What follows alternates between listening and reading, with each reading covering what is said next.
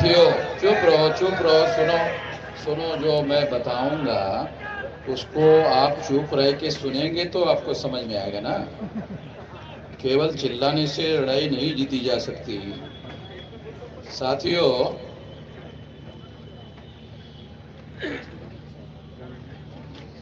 EVM machine के विरोध में देश भर में आंदोलन शुरू हो रहा है और आज ईवीएम मशीन और उसके विरोध का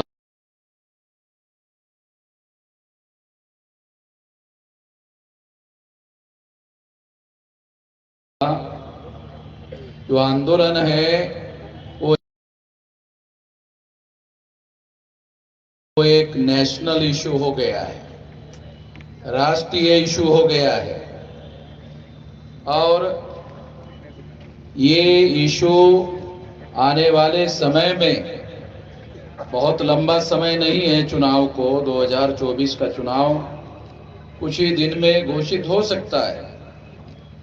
इसलिए इस आंदोलन को बहुत जल्दी से जल्दी सारे देश भर में फैलाने की जरूरत है। हम लोग इस काम के लिए लगे हुए हैं। 2014 को जब मैंने ईवीएम के विरोध में अभियान और जागरण शुरू किया तो बहुत सारे लोग मुझे कहते थे, ये वामन मेश्राम तो सेंसिबल आदमी है, ये ईवीएम के विरोध में, वोटों की चोरी ईवीएम के द्वारा हो रही है, ऐसे कह रहे हैं। ये बात गलत है, ऐसा लोग मुझे कहते थे। मगर आज ईवीएम मशीन के द्वारा वोटों की चोरी हो रही है, ये बात सारे देश के लोगों को समझ में आ गई है। इसलिए मुझे बहुत ज्यादा खुशी हो गई है कि अब ये जनता का प्रश्न हो गया है, जनता का इशू हो गया है, ये जनता की लड़ाई हो गई है। ये लड़ाई अब मेरी नहीं रही है, मैं यही चाहता था। ये लड़ाई जनता की होनी चाहिए।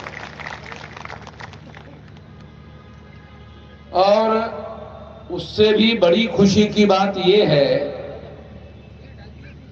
कि कोई ऐसा संगठन नहीं है, एससी, एसटी, ओबीसी, माइनॉरिटी का देश में आज के तारीख में कोई ऐसा संगठन नहीं है जो ईवीएम के समर्थन में है।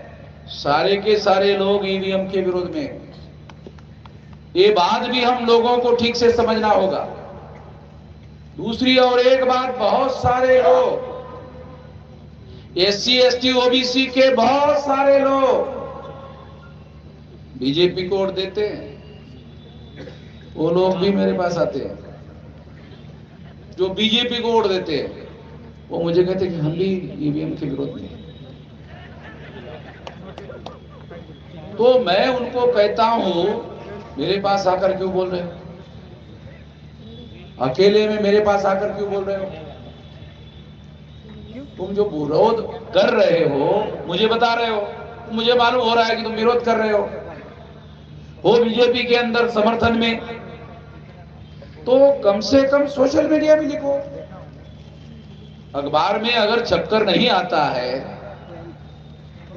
टीवी में छपकर नहीं आता है, तो सोशल मीडिया में लिखो। साथियों, ये बात मैं आप लोगों को इसलिए बता रहा हूं क्योंकि ईवीएम जो मुद्दा है ये आज नेशनल इशू हो गया है। क्यों हो गया? हम लोग संविधान बचाने की बातें करते रहते हैं। ये संविधान खतरे में है, वो तो बहुत बड़ी बात है, खतरे में है। मगर मैं आपको बताना चाहता हूं, पहले नंबर पर तो वोट खतरे में है। संविधान तो बात की बात है। अगर हम वोट बचाने में कामयाब नहीं होते हैं तो संविधान कहां से बचाएंगे? अरे संविधान को बचाने की जरूरत है, सही है, मगर अभी तो वोट बचाने की जरूरत है। अगर हम लोग वोट बचाने में कामयाब होते हैं तो बीजेपी को बदलने में कामयाब हो सकते हैं, बीजेपी को बदलने में कामयाब हो सकते हैं। वोट बचाने में अगर कामयाब होते हैं तो बीजेपी को बदलने में कामयाब हो जाएंगे। मगर दूसरी एक और बड़ी बात यह है कि 84 में कांग्रेस ने ही ईवीएम को लाया। मान लो हम बीजेपी को बदल देते, अब बीजेपी को बदलने के लिए कांग्रेस को लाना पड़ेगा, नहीं लाना पड़ेगा? मान लो आप बीजेपी के बदलने के लिए कांग्रेस को नहीं लाना चाहते हो, क्या विकल्प है? तो इसलिए मैं एक और बात कहना चाहता हूं, ज्यादातर लोग सारे देश भर में कि 2024 के चुनाव के बाद में देश में चुनाव होने वाला नहीं है, ये प्रचार हमारे अंबेडकरी लोगों के द्वारा करना बंद होना चाहिए। तो ज्यादातर जो इमोशनल लोग हैं उनको समझ में नहीं आता, इससे डर पैदा होता है। जागरण करने की जरूरत है, डर पैदा करने की जरूरत नहीं है। कितने लोगों को यह बात समझ में आती है? जागरण करने की जरूरत है, डर पैदा करने की जरूरत नहीं है।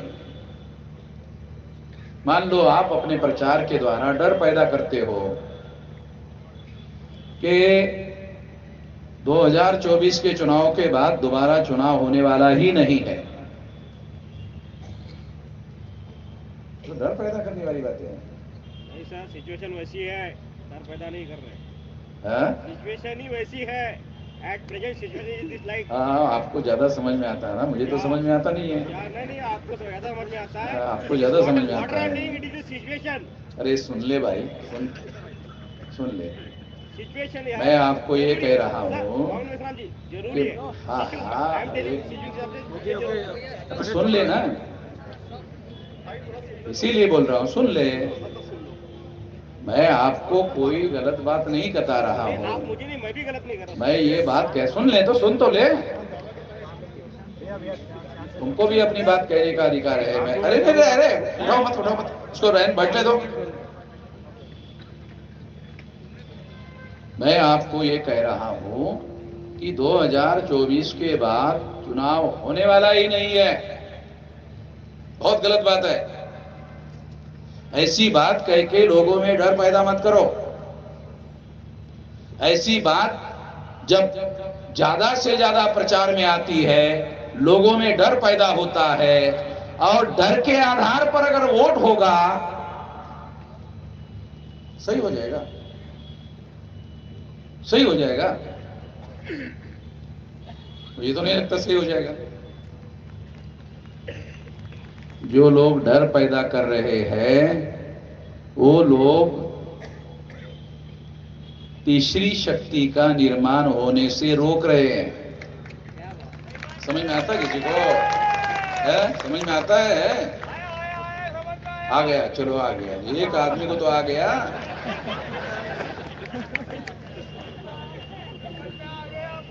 तो मैं आप लोगों को ये बताना चाहता हूं कि कोई भी प्लान बनाकर, योजना बनाकर जब देश में अभियान चलाया जाता है तो उसके पीछे कैलकुलेशन होता है। वो कैलकुलेशन ये होता है कि ये लोग इसका, बीजेपी का तो विरोध कर रहे हैं, मेरे को ही मिलना चाहिए। ये कैलकुलेशन है। हमारा कैलकुलेशन क्या है? जो बहुजनवादी लोगों का कैलकुलेशन क्या है कि नहीं, ऐसा नहीं होना चाहिए। अगर ऐसा नहीं होना चाहिए, ये हमारा कैलकुलेशन है, तो हम सोचते हैं डर पैदा नहीं करना चाहिए। विवेक से वोट होना चाहिए, जागरण से वोट होना चाहिए, डर के आधार पर वोट नहीं होना चाहिए। डर के आधार पर वोट होगा, बदलाव नहीं होगा, परिवर्तन नहीं होगा, और बहुत बड़े पैमाने पर डर पैदा किया जा रहा है। मैं इसके बहुत ज्यादा विरोध में हूं, सारे देश भर में इसके विरोध में हूं। सारे देश भर में हमारा जो संगठन है, कैडर बेस्ड ऑर्गेनाइजेशन है, सारे देश भर में ये बात हम लोगों को समझा रहे हैं, ये समझा रहे हैं, बता रहे हैं। जो लोग लोगों के अंदर डर पैदा कर रहे हैं, वो लोगों के अंदर जागरण पैदा नहीं होने दे रहे। लोगों के अंदर जागरण पैदा करने की जरूरत है। जागरण से विकल्प खड़ा होगा, जागरण से अल्टरनेटिव खड़ा होगा, और जागरण करना जरूरी है। कांग्रेस जाएगी तो बीजेपी आएगी, बीजेपी जाएगी तो कांग्रेस आएगी। क्या होगा? तो पहले भी हुआ। 84 में 26 जनवरी 1950 को संविधान लागू हुआ, 1952 से प्रथम लोकसभा का चुनाव हुआ, वोट से होता था। चुनाव वोट से ही होता था, वोट से ही हो रहा था। 84 तक वोट से ही होता रहा। 84 के बाद से ईवीएम मशीन लाया गया, और 84 को कांशीराम जी ने बहुजन समाज पार्टी बनाई, जागरण करने का काम किया, तीसरा विकल्प खड़ा करने का काम किया। कांग्रेस जाएगी तो बीजेपी आएगी, बीजेपी जाएगी तो कांग्रेस आएगी। क्या मतलब होगा? मैं तो नहीं जानता इसमें कोई बदलाव होगा। तीसरी शक्ति का निर्माण होना जरूरी है। कम से कम तीसरी शक्ति इतनी बड़ी होनी चाहिए कि जो फुले शाहू अंबेडकर की विचारधारा को लेकर चलने वाले जो लोग हैं, वो कम से कम बैलेंसिंग पावर में हो। अगर वो रूलिंग पावर में नहीं है तो कम से कम बैलेंसिंग पावर में हो। ये खबरदारी आपको लेनी चाहिए। अगर मैं अपने लेवल पर खबरदारी लेने का काम करता हूं तो मेरे अकेले के लेवल पर खबरदारी लेने से बात नहीं होगी। लोगों के लेवल पर, जनता के लेवल पर ये खबरदारी लेना जरूरी है। इसलिए ये बात खास तौर पर मैं समझा रहा हूं। मैं भी लोगों की बातें सुन रहा था। मैं 18 साल 3-4 महीने की मेरी उम्र थी, तब से मैं आंदोलन में हूं। अभी मेरी उम्र 67 साल की है, तो राउंड अबाउट 50 साल हो गए। या तो बहुत सारे लौंडे तो अभी 25-30 साल के भी नहीं होंगे। और जब मैंने आंदोलन शुरू किया था, हम आंदोलन कर रहे थे, तो पैदा भी नहीं हुए थे। चलो अब पैदा हो गए तो अभी तो मेरा कोई ऑब्जेक्शन तो है नहीं। तो मैं जो लोग, नौजवान लोग हैं, उन लोगों को आने वाले समय में उनके भविष्य का मामला है, उसके लिए बता रहा हूं। ऐसे नौजवान लोगों के भविष्य का मामला है और इस परिस्थिति को बदलने की आवश्यकता है। इसलिए हम लोग ईवीएम का मुद्दा उठा रहे हैं, क्योंकि ईवीएम क्या कर रही है? ईवीएम वोटों की चोरी कर रही है। वोट का अधिकार क्या करता है? जानते हो, वोट के अधिकार में 2 अधिकार शामिल है। वोट के अधिकार में 2 अधिकार शामिल है, शासक चुनने का, शासक बनने का। ध्यान से सुनो तो बता रहा हूं। वोट का अधिकार जो है उसमें 2 अधिकार शामिल है, एक शासक चुनने का, दूसरा शासक बनने का। तो 84 तक तो हम चुनते ही रहे दूसरों को। 84 तक हम दूसरों को चुनते रहे, तो दूसरों को चुनने से विकल्प खड़ा नहीं होता। वोट के अधिकार में शासक चुनने का अधिकार ही नहीं है, बनने का भी अधिकार है। ये समझने के लिए 84 तक का समय चला गया। 84 में काशीराम जी ने बहुजन समाज पार्टी बनाई और बनने का एजेंडा घोषित किया। बनने का एजेंडा घोषित करने के बाद ईवीएम लाया। मैं थोड़ा आपको हिस्ट्री बता रहा हूं, ईवीएम क्यों आई, ऐसे ही हवा में थोड़ी आई, उसके पीछे कारण था, उसके पीछे हिस्टोरिकल कारण था कि अब लोग शासक चुनने का काम नहीं करना चाहते, शासक बनने का काम करना चाहते हैं। जो बाबा साहब आंबेडकर ने कहा था, शासन करती जमात बनना हमारा मकसद है, हमारा उद्देश्य है। इसके लिए काम करने का काम हुआ। नहीं तो काशीराम जी के पहले हमारे महाराष्ट्र में पार्टी तो थी ना, वो तो टिकट मांगने के काम करते थे। उसके बारे में बोलकर मैं अपना मुंह खराब नहीं करना चाहता। खामखा वो जायका जो है मुंह का खराब हो जाएगा। तो इसलिए ये तो उनको मालूम था, उनके सामने बाबा साहब ने कहा था शासन करती जमात बनना हमारा मकसद है। उन्होंने उसके लिए कोई एजेंडा नहीं बनाया, उसके लिए कोई राष्ट्रीय स्तर का संगठन नहीं बनाया। महाराष्ट्र के जो लोग थे, महाराष्ट्र के बाहर जाकर संगठन बनाए, मुझे तो नहीं मालूम। हम लोगों के द्वारा अभी 625 जिलों में संगठन की शाखाएं मैंने फैलाई। 625, 729 जिले हैं।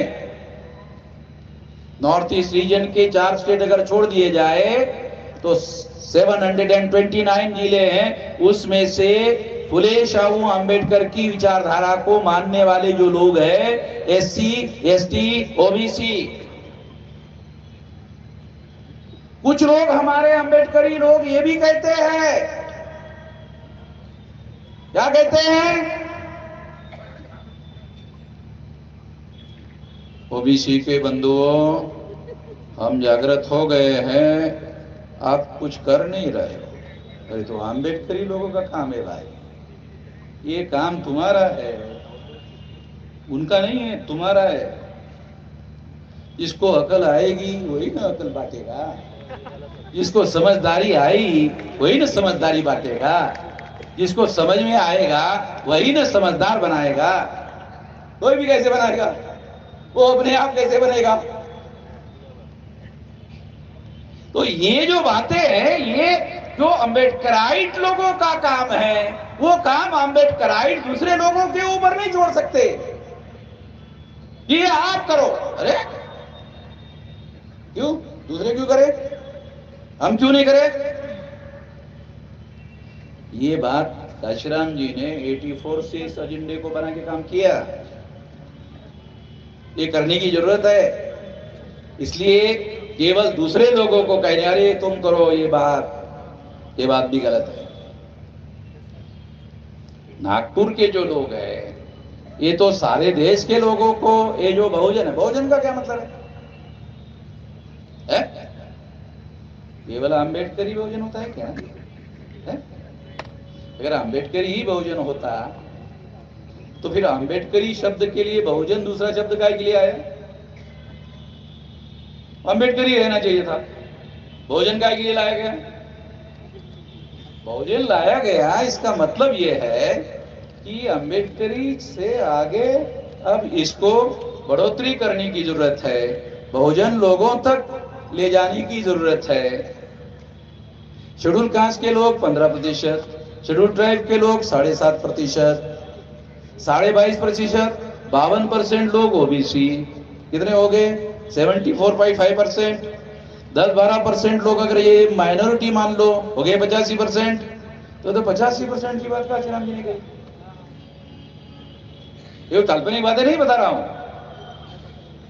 तो अम्बेडकरी का क्या मतलब है? नागपुर के लोगों को बताने की जरूरत नहीं है अम्बेडकरी का क्या मतलब है। अम्बेडकरी का मतलब है एक लिमिटेड, उतने लिमिटेड लोगों से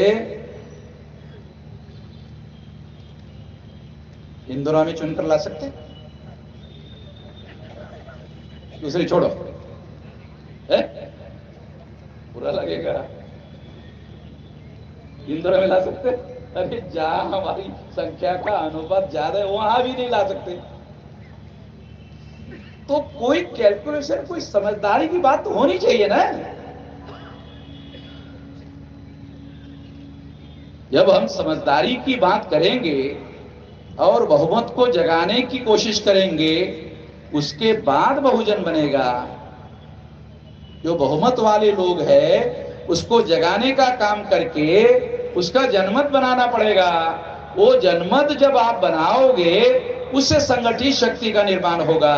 उससे निर्माण हुई संगठित शक्ति से फुले शाहू अंबेडकर की विचारधारा के आधार पर बदलाव होगा। ये करना होगा। ये करने के लिए संगठित प्रयास की जरूरत है। इसलिए लिमिटेड लोगों के समर्थन से बड़ा बदलाव होने वाला नहीं है। जो हम चाहते हैं बड़ा बदलाव, वो लिमिटेड लोगों के समर्थन से होने वाला नहीं है। हमें बहुमत वाले जो लोग हैं उन लोगों को तैयार करना होगा और वैचारिक रूप से तैयार करना होगा। उनको फुले शाहू अंबेडकर की विचारधारा से तैयार करना होगा और उसके आधार पर बहुजनों का आंदोलन निर्माण करना होगा और उसके आधार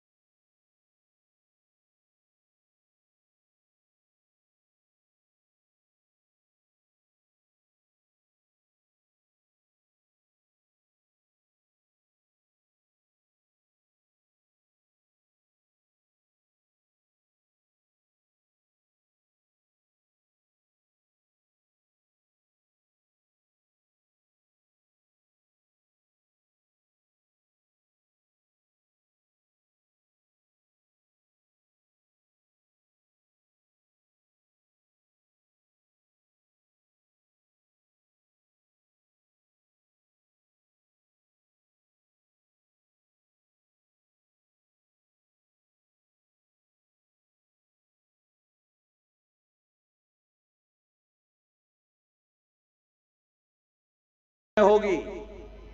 मैं केवल नागपुर की बात नहीं कर रहा हूं और ये बात मैं कह नहीं रहा हूं, कर रहा हूं। तो इसलिए साथियों ये बदलाव आप में रखकर करना होगा। ईवीएम के विरोध में अभी हम लोगों को क्या करना है? ज्यादा लंबी बात करने के बजाय क्या करना है? ईवीएम के विरोध में क्या करना है? देखो, अभी हम लोग चुनाव आयोग में बैठे हुए जो लोग हैं, जो केवल ईवीएम मशीन पर ही चुनाव करवाना चाहते हैं, क्या आप लोगों को पता है कि ईवीएम मशीन ट्रांसपोर्टिंग का काम शुरू हो गया है? पता आप लोगों को?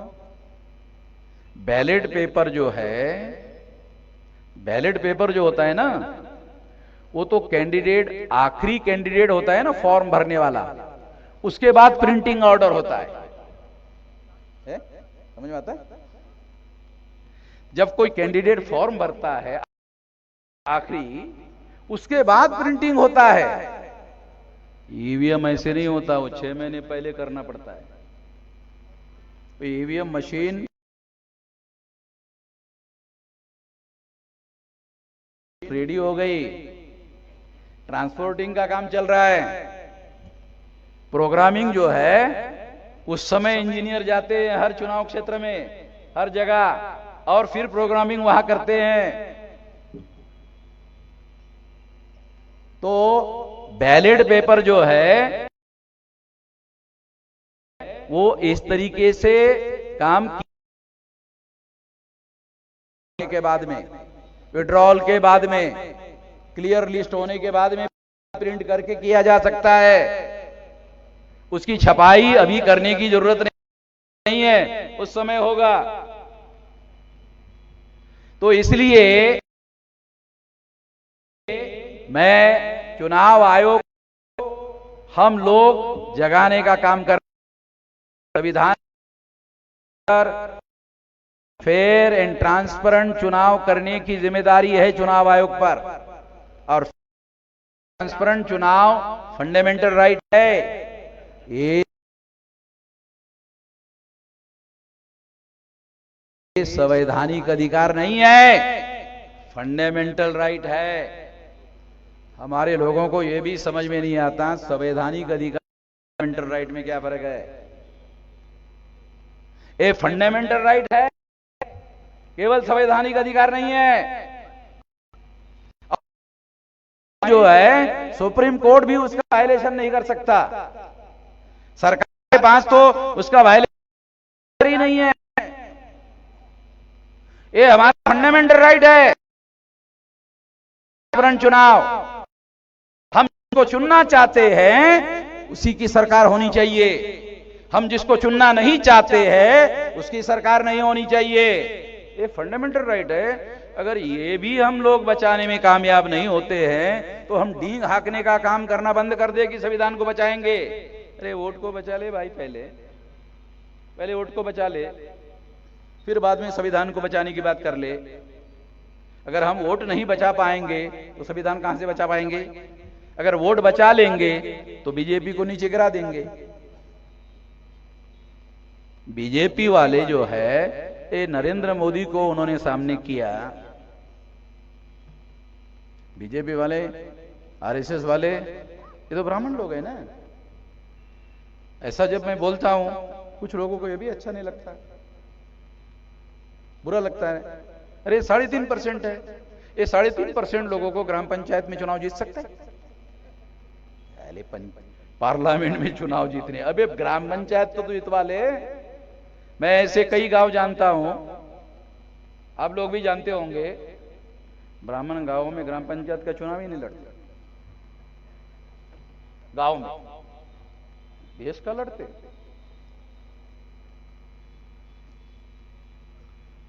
इस 3.5% लोग ग्राम पंचायत में पंच और सरपंच नहीं चुनवा सकते, वो देश के पंचायत में प्रधानमंत्री नॉमिनेट कर रहे हैं। ये Narendra Modi nominated prime minister है। बहुत लोग डरते हैं मोदी को, बहुत लोग डरते हैं मोदी को। मैं तो ये ऐलान ये कहता हूं कि नरेंद्र मोदी ये रियल प्राइम मिनिस्टर नहीं है, ये नॉमिनेटेड प्राइम मिनिस्टर है। कितने लोगों को रियल रिप्रेजेंटेशन और नॉमिनेटेड रिप्रेजेंटेशन समझ में आता है? 1932 को बाबा साहब आंबेडकर ने राउंड टेबल कॉन्फ्रेंस में गांधी जी के विरोध में रियल रिप्रेजेंटेशन और नॉमिनेटेड रिप्रेजेंटेशन का मामला उठाया था। रिकॉर्डेड बातें बोल रहा हूं, रिकॉर्ड में है अभी भी। तो हम लोगों को रियल रिप्रेजेंटेशन चाहिए। नरेंद्र मोदी नॉमिनेटेड रिप्रेजेंटेटिव है, ये नॉमिनेटेड प्राइम मिनिस्टर है। और नॉमिनेटेड प्राइम मिनिस्टर है तो सबूत क्या है? ओबीसी का प्रधानमंत्री, ओबीसी की गिनती नहीं कर रहा है, साली कुत्ते की कर रहा है, बिल्ली की कर रहा है, जानवर की कर रहा है, ओबीसी की नहीं कर रहा है।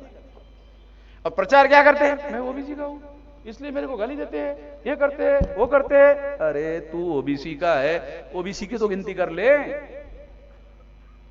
कुत्ते बिल्ली की गिनती करवा रहा है, ओबीसी की तो गिनती कर ले। अगर ओबीसी की भी गिनती नहीं करता है तो इससे बड़ा क्या एविडेंस है कि Narendra Modi nominated prime minister है? इसका मतलब है नॉमिनेटेड प्राइम मिनिस्टर का मतलब है पावर कुछ और लोगों के हाथ में है। चेहरे के तौर पर नरेंद्र मोदी को सामने रखा गया है।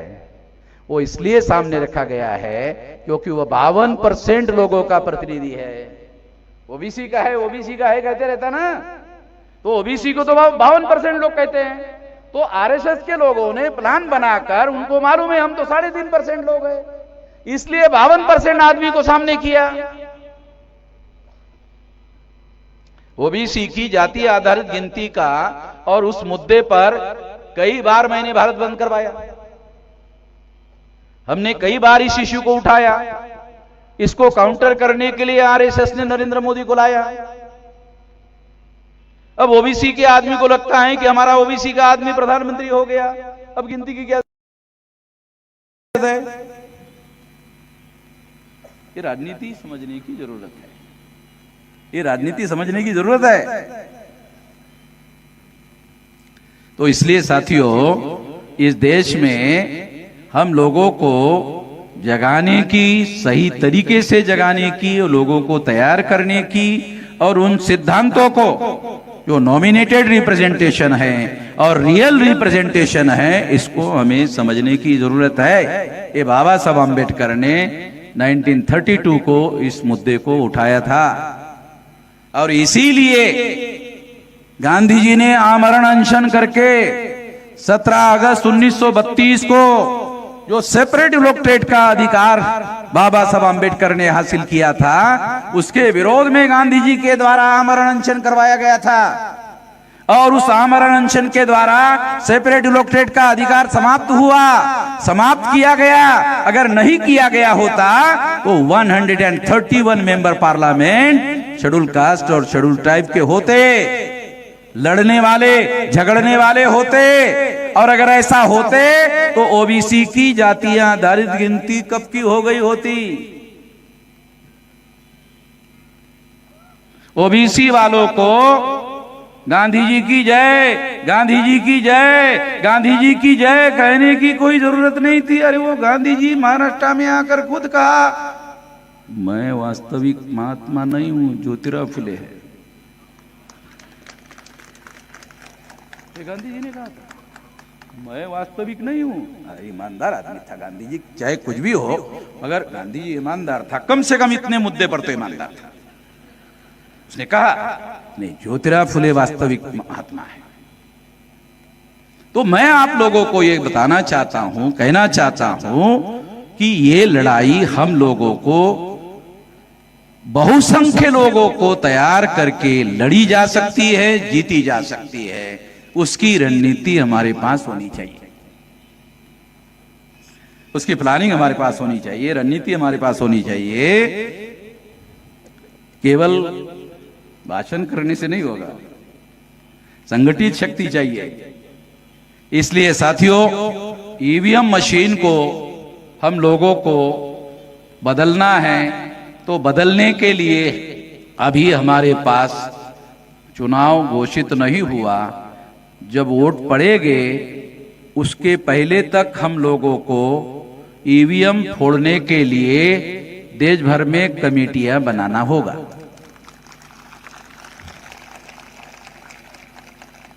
तो कुछ लोग वो ऐसा बोलेंगे, आखिरी बात कह रहा हूं, कुछ लोग बोलेंगे नहीं इससे तो जेल हो जाएगा। तो संविधान बचाने की बात करने वाले जेल में जाने के लिए डर रहे हैं, डर रहे हैं। तो मैं तो बाकायदा गुजरात के जेल में जाकर वापस आया हूं, उसके बाद बोल रहा हूं। ऐसे थोड़ी केवल आप ही को सलाह दे रहा, गुजरात के जेल में जाके आया। नरेंद्र मोदी के गुजरात में जेल में जाके आया। तो संविधान बचाने के लिए हमको जेल में जाना होगा, मगर मैं कहता हूं वोट को बचाने के लिए जेल में जाने के लिए अगर तैयार हो जाओ तो संविधान बच जाएगा। वोट को बचाने के लिए जेल में जाने के लिए तैयार होना होगा। और उसके लिए क्या करना होगा? अगर हमारे जागरण से चुनाव आयोग नहीं जागा और बैलेट पेपर नहीं माना तो चुनाव तो होगा, ईवीएम से होगा, होने दो, ये तो चुनाव तो होगा। जैसे हमारे कुछ साथियों ने कहा कि फिर भी वोट डालने के लिए जाना होगा, हाँ मैं भी कह रहा हूं जाना होगा। नहीं जाओगे तो फोड़ोगे कैसे? जाना पड़ेगा अंदर, तब ना फोड़ेंगे, अंदर जाना पड़ेगा। मैंने दिल्ली में कहा फोड़ेंगे, तो चुनाव आयोग ने ईवीएम में कोई गड़बड़ी नहीं है, मैंने मेरे पोस्ट में लिखा फोड़ेंगे, उसके नीचे लेटर लिख दिया। वो कांग्रेस वाले जो लोग हैं, उसका महासचिव है सुब्रमण्यम स्वामी, तो वो सुब्रमण्यम स्वामी बीजेपी वाला, तो कांग्रेस का महासचिव है, उसने लेटर लिखा चुनाव आयोग को, बातचीत करने के लिए समय दो। आप लोगों ने खबर पड़ा होगा कि बातचीत करने के लिए समय दो, चुनाव आयोग ने समय नहीं दिया, बातचीत करने के लिए समय नहीं दिया। तो कांग्रेस ने, उसके महासचिव ने क्या कहा? दूसरी चिट्ठी लिखा, बातचीत करने के लिए समय दो। अरे क्या बेवकूफी है भाई, तेरे को एक बार इतने महीने से, सितंबर से तुम समय मांग रहे हो, दे नहीं रहा, रिजेक्ट भी करने वाला लेटर भेजा, दोबारा परमिशन मांग रहे हो कि बोलने के लिए समय दो। अरे हमारे जैसा कांग्रेस के लोग मैदान में उतर जाए, कांग्रेस के लोग मैदान में नहीं उतर रहे। तुम लोग मैदान में उतरो, तुम लोग मैदान में उतर गए हो, उसका धन्यवाद देने के लिए कांग्रेस के आए थे, धन्यवाद देने के लिए आए थे। ये मैं तुम्हारा धन्यवाद करता हूं कि तुम मैदान में उतरे। अरे कांग्रेस मैदान में उतरने के लिए कोई आदेश दे नहीं रहा, कांग्रेस आंदोलन करने के लिए कोई आदेश दे नहीं रहा, ये कांग्रेस ऐसा क्यों कर रही है? पवार साहब को मैंने दिल्ली में बुलाया था, वो आए थे, क्योंकि पवार साहब तो ईवीएम लाने वालों में नहीं थे। अगर मान लो कल कांग्रेस वाले बोलेंगे कि ईवीएम गलत है, तो बीजेपी वाले क्या बोलेंगे? तुमने तो लाया था। कांग्रेस वालों की सारी समस्या हो जाती कि तुमने तो लाया था। बैलेट पेपर लाओ। कांग्रेस जो अपोजिशन पार्टी है सेंटर में, वो वहां प्रस्ताव रख सकती है, कॉन्स्टिट्यूशनल मैकेनिज्म है ना ये गौतम जी, वो प्रस्ताव रख सकते हैं। वो फेल हो जाए तो बीजेपी एक्सपोज हो जाएगी, बीजेपी नंगी हो जाएगी जनता की नजर में। अब मुझे कांग्रेस को राजनीति सिखाना पड़ रहा था, मुझे भी शर्म आती है। कांग्रेस वाले लोग इतने कांग्रेस की 125 साल से ज्यादा मेरे ख्याल से समय हो गया, उनको हम क्या बताएं? वो सारे भारत वालों को राजनीति सिखा रहे, हम क्या सिखाएंगे उनको? मगर उनको निश्चित रूप से इसके विरोध में आंदोलन करना चाहिए। अरे संसदीय आंदोलन करो, संसद के अंदर करो, मगर कांग्रेस ईवीएम के विरोध में सामूहिक एक्शन करते हुए दिख नहीं रही। हाँ, चिट्ठी लिख रही, कांग्रेस चिट्ठी लिख रही है, वो चिट्ठी रिजेक्ट हो रही है, दूसरी लिख रही है, आंदोलन नहीं कर रही। तो मैं कांग्रेस के लोगों को कहता हूं, अरे आप भी आंदोलन करो, हम भी अब मैदान में उतरे हैं, तुम भी उतरो। तुम अपोजिशन पार्टी के लोग हैं, अगर सड़कों पर उतरे तो हो सकता है बैलेट पेपर का निर्णय जल्दी हो जाए।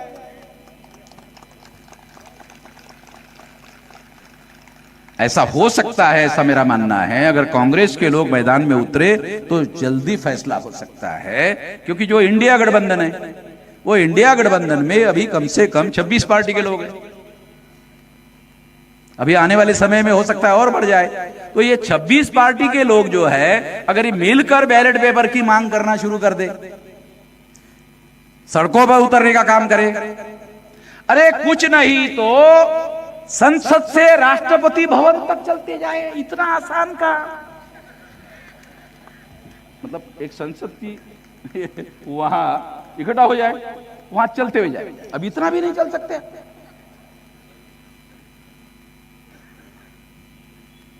क्योंकि हमारी तो कोई खबर आएगी नहीं। अब इतना बड़ा हो गया, कोई टीवी वाला खबर देगा क्या? नहीं देगा।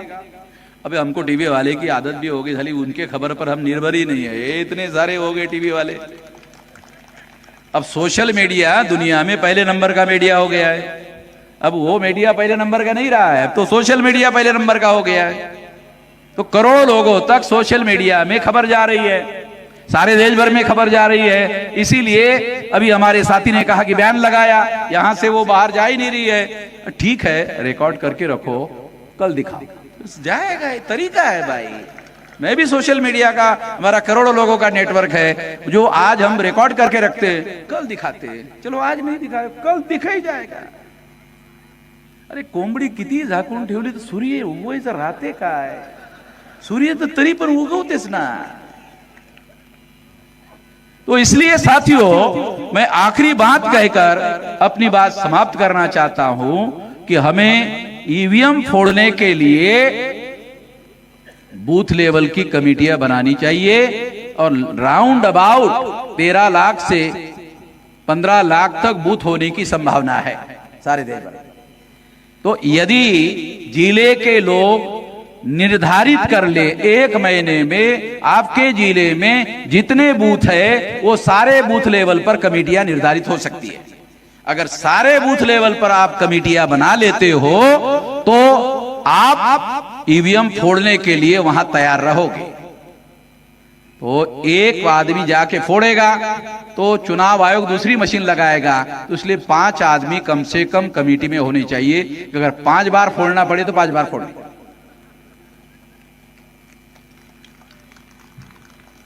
15 लाख लोग जब फोड़ेंगे ना, किसी को जेल नहीं होगी, लिख के देता हूं। एक आदमी फोड़ेगा तो 15 लाख आदमी फोड़ेंगे तो दे तो नेशनल एजेंडा हो गया। मैं आपको आंदोलन की रणनीति भी समझा रहा हूं कि अगर एक आदमी फोड़ेगा वो जेल में जा सकता है, 15 लाख लोग फोड़ेंगे कोई जेल में नहीं लेके जाएगा, उसी की बात मान लेंगे। अरे समझ में, आप लोगों की बात अगर मनवाना चाहते हो तो 15 लाख लोगों की कमेटियां बनाओ और फोड़ने के लिए तैयार करो। मैं जानता हूं ये बात कह रहा हूं, ईवीएम फोड़ना है तो मैं जानता हूं इलीगल है, तभी बोल रहा हूं। केवल फोड़ो ऐसा कहने से, कहना भी गैर कानूनी है, मेरे खिलाफ एफआईआर हो सकता है। मैं फिर भी बोल रहा हूं, मैं जानता हूं, वकील भी या गौतम साहब है ना, बराबर है ना, फोड़ो, ये गैर कानूनी बात है। मैं जानता हूं गैर कानूनी है।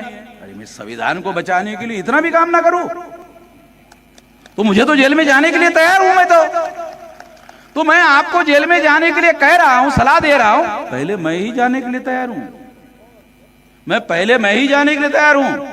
तो आप कमेटियां बनाओ और ये कमेटियां हम लोग तोड़ने के लिए, फोड़ने के लिए बना रहे हैं, इसकी खबर चुनाव आयोग के पास जाती रहे। देखो चुनाव आयोग बैलेट पेपर पर आ जाए, इस सीक्रेट खबर जानी चाहिए इस चुनाव आयोग, भारत सरकार को, चुनाव आयोग को खबर जाने दो, बैलेट पेपर पर आ जाए, बैलेट पेपर चुनाव हो जाएगा। केवल मांग करने से बैलेट पेपर नहीं आएगा। ये जनता का आंदोलन खड़ा करना होगा और इसके लिए फोड़ने के लिए तैयार रहना होगा। फोड़ने वाली कमेटियां बनाओ, अभी नहीं फोड़ना है, 3 दिन पहले बताऊंगा कैसे फोड़ना है, अभी तो कमेटियां बनाओ। देखो समझ रहे हो ना, ये लड़ाई लड़ने का भी कोई हुनर होता है कि नहीं, आंदोलन करने का भी कोई हुनर है भाई, ऐसे थोड़ी होता है। 3 दिन पहले बताएंगे, हो सकता है 4 दिन पहले ही बैलेट पेपर आ जाए। लड़ाई लड़ने का कोई हुनर होना चाहिए कि नहीं, ये बता रहा हूं। जब सारे देश के और भारत सरकार को, चुनाव आयोग को मालूम हो जाएगा 15 लाख कमेटियां बन गई, बोले चलो बैलेट पेपर ही कर लेते, नहीं करेंगे तो भी करना पड़ेगा। तो ये लड़ाई है, इस लड़ाई की रणनीति होनी चाहिए। जिस लड़ाई की रणनीति नहीं होती है वो लड़ाई न लड़ी जा सकती है न जीती जा सकती है। इस तरीके से हम ये लड़ाई जीत सकते हैं। तो ईवीएम मशीन फोड़ने के लिए फोड़ने वाली कमेटियां बनाओ। 3 दिन पहले फोड़ने की बात बोलूंगा, अभी से बोलने से बात निकल जाएगी। मुंह से भाप निकालने का कोई मतलब नहीं है, मुंह के अंदर ही रहना चाहिए, भाप तो गर्मी रहेगी। तो इसलिए ये लड़ाई हमको लड़ना है और संविधान बचाने के लिए वोट का अधिकार बचाना होगा। वोट का अधिकार बचाएंगे तो बीजेपी को हरवाएंगे। तो पहले वोट का अधिकार बचाने के लिए हमें सारे देश भर में ईवीएम से अपने वोटों का बचाव करना है। इसके लिए आप अपने आप की तैयारी करो। इस कार्यक्रम के लिए इतनी भारी संख्या में आप लोग इकट्ठा हुए हो, सारे देश भर में हम लोग कर रहे हैं, सारे देश भर में यह कार्यक्रम चल रहा है। आपने मेरी बात ध्यान से सुनी, इसके लिए आभार, धन्यवाद।